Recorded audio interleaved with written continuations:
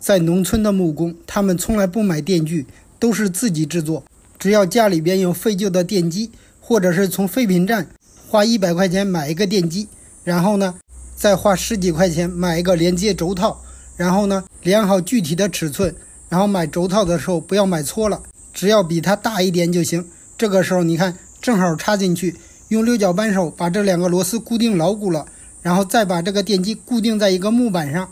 接着放一个轴套，就可以固定这个电锯了。你看，直接把垫片放上，拧紧螺丝，这个锯片就固定牢固了。然后呢，再找来一个废旧的桌子，就是之前做好的这个桌子，然后把电机放进去，直接固定在这个桌子上，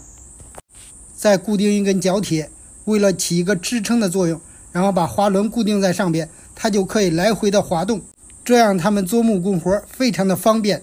比买的电锯都好用，都耐用。好了，再见。